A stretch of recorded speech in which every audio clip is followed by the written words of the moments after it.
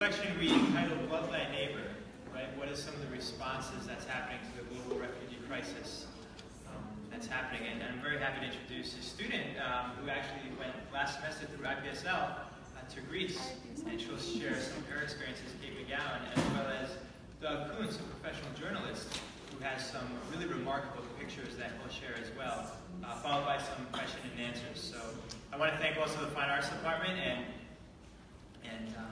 Professor Barnett, who really helped us make the connection with Doug, and also, again, IPSL for helping Kate have some really extraordinary experiences last semester. So, take it away.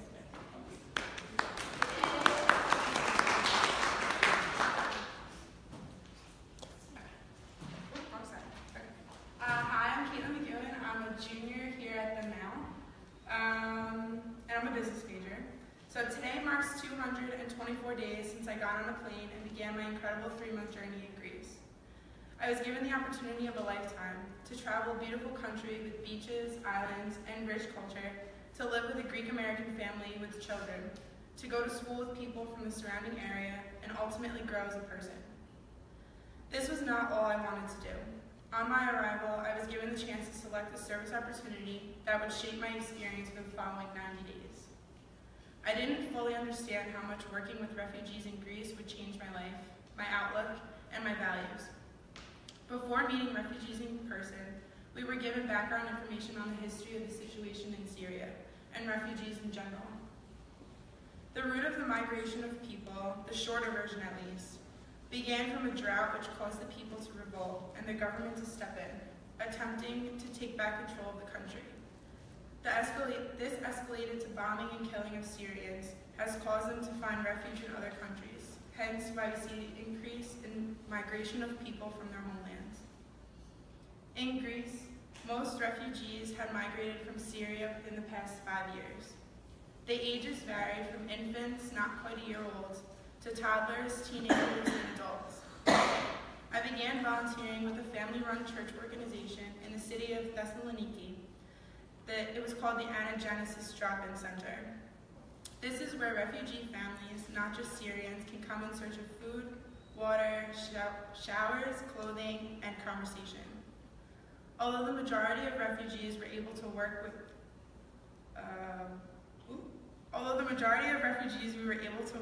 were Syrians, we also aided families from Nigeria, Iraq, Afghanistan, and Iran.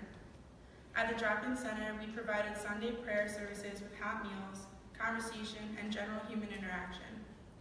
During the week, different families would come in and spend the days with us, picking out new clothes, taking showers, eating meals, drinking coffee, and talking about their situations or catching up with friends. My main responsibility at the drop-in center was to be a kid again. I got the chance to mainly play with the children. We would go outside and play soccer or dodgeball, make music, play with Legos, dress up, or even color. The vast majority of children were under the age of 6. A handful were about 8 to 13, and only a few were older than 14. For these children, the drop-in center was a place to forget where they had to sleep at night, to forget who they lost in the last few years of terror and confusion, and just simply relax without worrying of what would happen next. I had the privilege to get close to 2 families who would always come to the drop-in center together. Combined, there were 12 children to attend between 2 mothers who were patiently waiting to reunite with their husbands in Germany. 10 of the 12 children were under the age of 10. The youngest pair were twins, just over 1 year old. Recently, one of the 2 families were relocated to Germany with their father. Although seeing this family leave was upsetting, I was overwhelmed with joy with their reunited family. Being given the opportunity to travel halfway around the world for 3 months, to work with people just like ourselves, who have seen and been through more than I could ever imagine, is something I will never forget. I am still in contact with some of the people I have met overseas, the family I have gotten to know, and the connections I have come to cherish. I would like to end with a poem I read every time I look back at my experience. It's The Low Road, written by Marge Piercy. What can they do to you? Whatever they want. They can set you up, they can bust you, they can break your fingers. They can burn your brain with electricity. burn you with drugs until you can't walk, can't remember. They can take your child, wall up your lover. They can do anything you can't stop them from doing. How can you stop them? Alone you can fight, you can refuse, and you can take what revenge you can, but they'll roll you over. But two people fighting back to back can cut through a mob. A snake dancing file can break a cordon. An army can meet an army. Two people can keep each other sane, can give support, conviction, love, massage, hope. Three people are a delegation, a committee, and a wedge. With four, you can build a bridge and start an organization. With six, you can rent a house, eat a pie for dinner with no seconds, and hold a fundraising party. A dozen make a demonstration, 100 fill a hall. 1,000 have solidarity in your own newsletter. 10,000 power in your own paper. 100,000 your own media. 10 million your own country. And it goes on one at a time. It starts when you care to act. It starts when you do it again after they've said no. It starts when you say we and know who you mean. And each day you mean one more. Today marks 134 days since I stepped off of an airplane and finished my incredible 3-month journey in Greece. I want to thank Campus Ministry and IPSL for giving me the opportunity and working with me. And now I would like to introduce our guest presenter and international photographer, Doug Kuntz.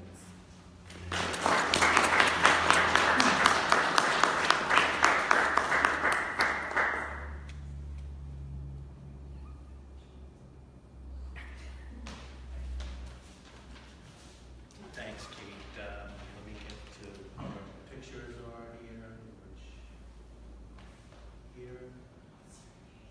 And thanks everyone for coming. My name is Doug Kuntz. I'm a New York-based photojournalist who, in September of 2015, I was asked to go to Greece by a man that I worked with from Ireland. His name is Everett Boff, and I met him during Hurricane Sandy, where he was at St. Francis Church doing internet and disaster relief during Hurricane Sandy. And he asked me, he was going to be working in Greece, and he asked me to go in September of 2015. And when I got there, it was long before any of this was really in the media, even though the refugee crisis has been going on for years and years and years. But it wasn't until the winter of 2015 when a lot of journalists went there. But this picture is when I first got there, and there was basically 4 guys from Sweden who were taking care of thousands of people that arrived there every day. And these are these people. And I stayed. I'll talk about some of the photographs, and then I'll just talk. And there's pictures of refugees. I went to Greece. I went to France. I went to Turkey. I went to Germany, and then I finally went to Norway, which is the best, and we'll save that for last. But I think the point of what I really realized during the time that I was there, the people that made the huge difference in helping with this crisis was not people like, or organizations like the Red Cross, which wasn't there. The UNHCR was there, the United Nations High Commission for Refugees, but this gentleman in the middle from Sweden who just walked away from his life, and he and thousands of other people that I met, individuals who really had no skill set. Some of them, all they knew how to do was put a box on a truck that was filled with food and get it there. And I grew to admire these people a lot. These are some children in one of the refugee camps in Greece. You know, people, when I came back, people would say, "Oh, how can you go there? These people, there's problems with these people. They're all fighting-age men," and there was a lot of young men there, but that's not really true. Here's 4 girls here that I happened upon. I was in a small town called Skala Skamnios, which means the beach, and it's in Lesbos. And they were all crying when I came up to them, and you could actually see that they're crying. And I asked them what was wrong, and they weren't really crying because they were sad. They were crying because they're happy, because the Jeep that's behind them was owned by one of the volunteers who was buying whatever she could at a little supermarket, a little mini-mart, to help. This is a small little tourist town. These young girls were from, like I said, Turkey, and they saw what this girl was doing. They each reached into their wallets. I think maybe it was their husband's credit cards, but they filled this girl's Jeep up with food, diapers, whatever they could. They filled it right to the roof because they couldn't believe the number of people, refugees, that they saw in this tiny little town. And I didn't count, but in the 4 trips that I went there, I saw 400,000 people arrive and pass through through Lesbos. And that's a lot of people, but the true number of people that are displaced right now is 60 million people are trying to get from one place to another, and that's an incredible amount of people. 400,000 people is a lot. These are medics that are rushing someone to a hospital. There's just people everywhere. There was no place to put them, and there was not the resources to take care of them. But people just made do with what they could, and it was just it was barely a situation under control. And again, here's a table full of volunteers, and it was volunteers that really kept this thing. People like yourself that just heard about this crisis and dropped what they were doing and went to Greece, and some went to France, and some kept going back, and they, they just held this whole thing together.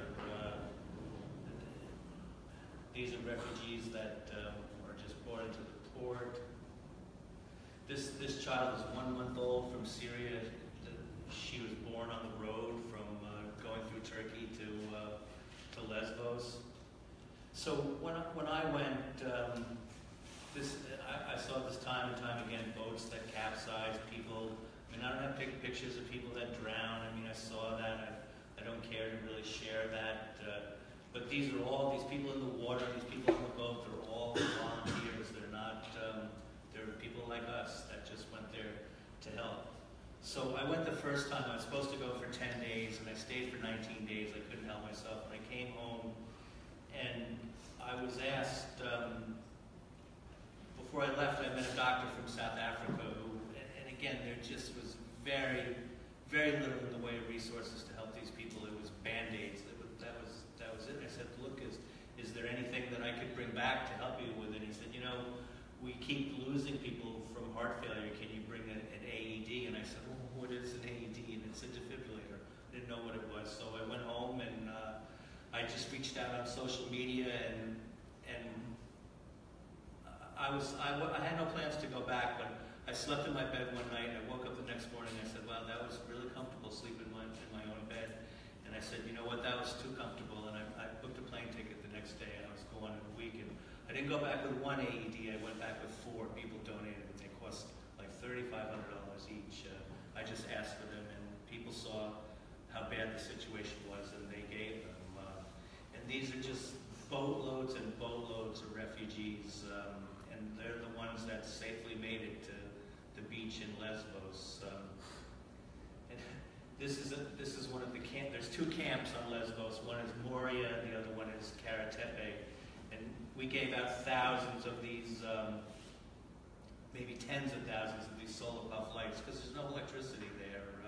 And for people to just have a little bit of dignity at night, a little bit of light, we just handed these lights out. And let's see, these are just more refugees that are arriving. Again, I believe I saw 400,000 people arrive on this small little island.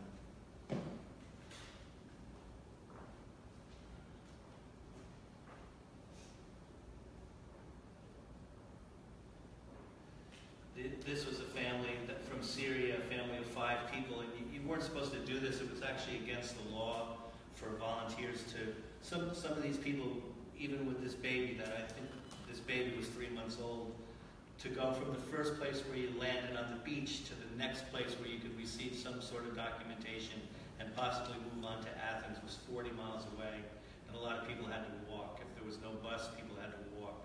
And I threw these 5 people in my car, and it was against the law, but I just couldn't see them walking, and I gave them a ride 40 miles. And I sort of hope that they're okay. They didn't speak any English, and I didn't speak Syrian, so I did my best to help them, and hopefully they're okay someplace. Again, you just would see this time after time. I think there was one day that 7,000 people arrived in this fashion on these rubber rafts that aren't really safe for 30 people, and there would be as many as 60 or 70 people in them. This is again this boat that capsized, but nobody was hurt here. Everyone was saved because of these people in the water that were volunteers that, basically they knew how to swim, and they saved these people. There's another boat that capsized. Again, nobody was injured here.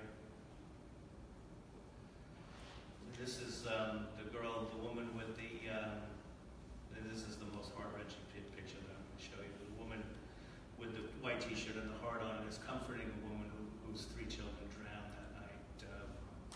It was probably the worst thing that I ever seen. It was her whole family. And they were thrown in a boat that wasn't safe, and it was a rough night. The boat sank, and I think 50 or 60 people drowned, and she lost her whole family.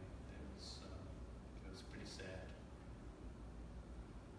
This is some children in one of the camps. The camps are set up by the Greek government to sort of have a place to contain these people and keep them sort of safe, but it's not. They weren't really safe there, and the camps were. One of them was a former prison, Moria, and it was built to hold like 600 people. I saw as many as 4,000 people stuck there, and it was volunteers that were allowed in there to feed them and to keep these people as comfortable as possible. And they're still there. Since the deal with the European Union has ended, there's 60,000 people now that are stuck in Greece, and they want to move on someplace, but they can't. They're stuck there.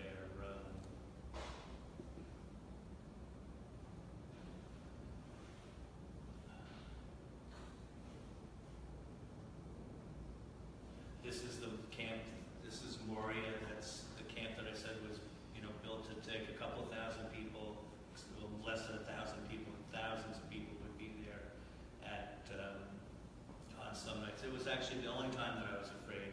The whole time that I was in Greece, because people were beaten and tear gassed, and the weather was bad. It was a pretty bad situation. This is the Greek police. It was all they could do to keep some semblance of order there, because it was an incredibly overcrowded situation, a lot of tension, and they tried to separate the nationalities of refugees, the Afghans and the Syrians, but they couldn't always do it, and fights would break out, not because of the difference maybe in the ethnicity, if I said that word right. It's just the overcrowding. The conditions were just deplorable. And there was no food.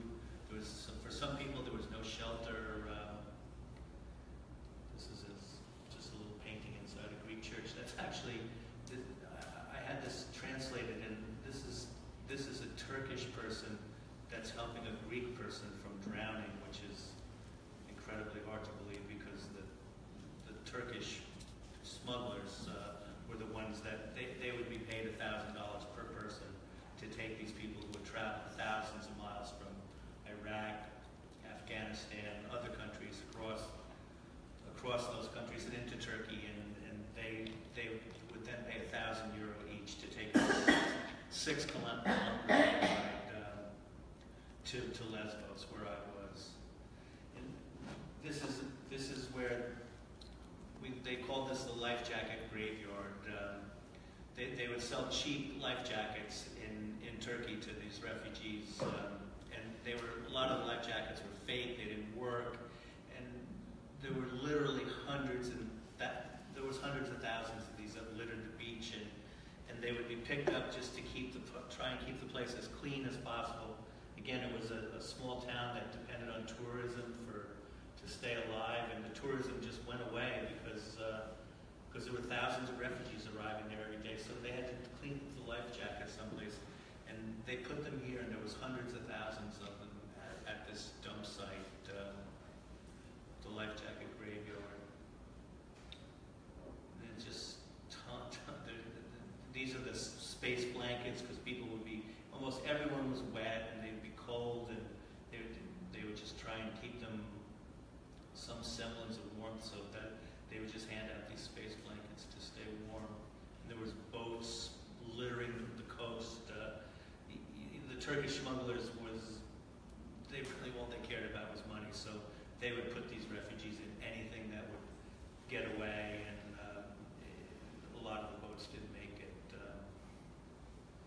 And then I went to France. There were 2 refugee camps in France. One was the jungle in Calais, and the other one was a refugee camp in Dunkirk that just burned to the ground last week.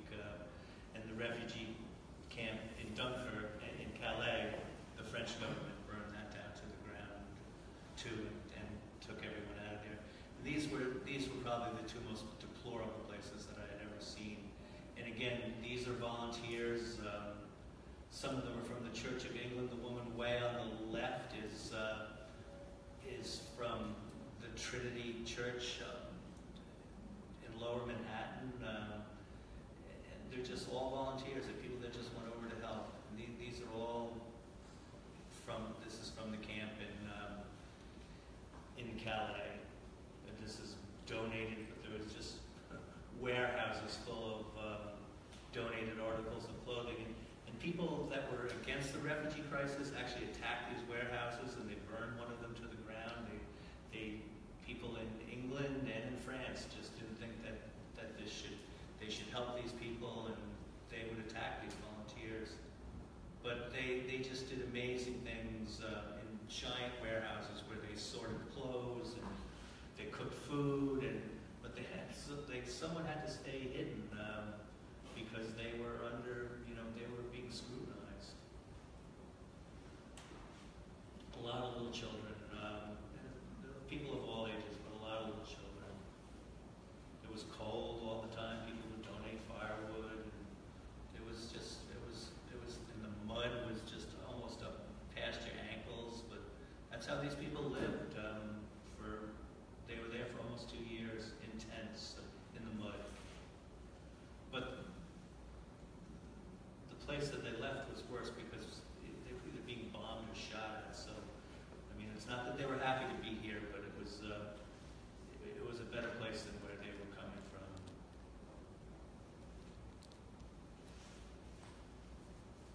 There's the school. It's just in a little tent in the mud.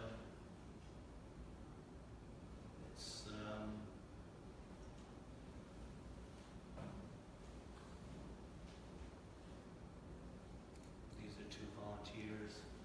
So we're sort of at the end, but we have to end this on a high point.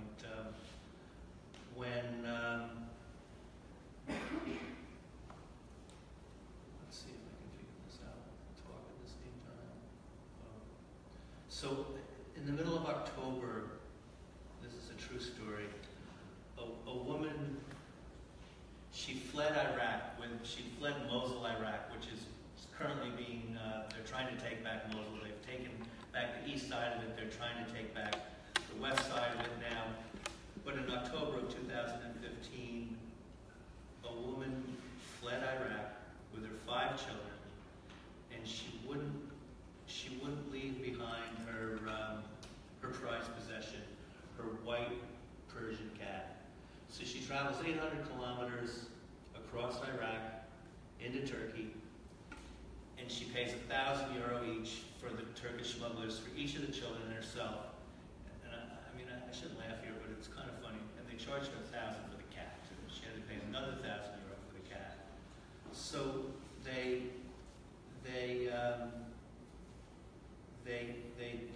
make the boat ride. They make the boat ride from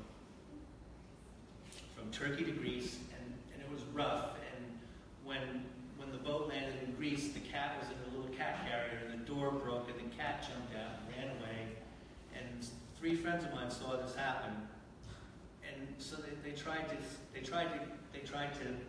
get the cat. They couldn't find the cat. The woman legally can't stay there. I say this is a true story. It's a true story. They can't stay there legally, so they had to move on. And I wasn't there, but the friends of mine, they never got the woman's name, but they saw her leave, and they just thought, because trying to get to Germany because at that time, Germany was the country that was taking the most refugees. So she leaves, and 3 weeks later, the cat shows up again. And he's all beat up and dirty, and he's a mess, and he's sick. And we took him to the vet, and it cost like €300 to have him fixed up. And we decided that we were going to find the owner of this cat, and we were going to reunite with his family, because we knew that the cat was lost. Someone took one picture of the cat, I think when he got lost. So we figured that the family came from Germany, which is a country, it's not a small town. We didn't know their name. So we went on Facebook and Twitter, and we tried to get some attention on social media, and we tried to find this family. This was maybe it was in November of 2015. A month goes by, 2 months goes by. People are looking at us going, you know what, why do you care about this cat? Why don't you just help these people? Even my girlfriend looked at me and said, you know what, you should find something better to do with your time there. But it wasn't really about just this cat. It was more than about this cat, because this family, they wouldn't leave the cat behind, and we just thought it was really important. So on Valentine's Day, we actually found the family, and we were looking in the wrong country. The woman who owned the cat saw a picture of it in the Daily Mail, and she was in Norway. We weren't even close. So we had taken the cat to Berlin and put it with a foster family, and they agreed to keep it for 1 year. And if we couldn't find the family, they would just keep the cat. So we found the family. I was the last one left in Greece. So I flew from Greece to Berlin, got the cat, flew to Norway, and I reunited the cat with its family. And The Guardian, which is a UK newspaper, was there with a film crew. And they made this short 2-minute film about the story of this cat, which is more than a story of just a cat. And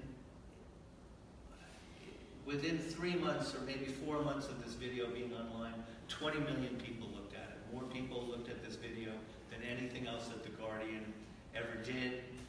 And it's since become a children's book that was published in January of this year. So this is the 3-minute video.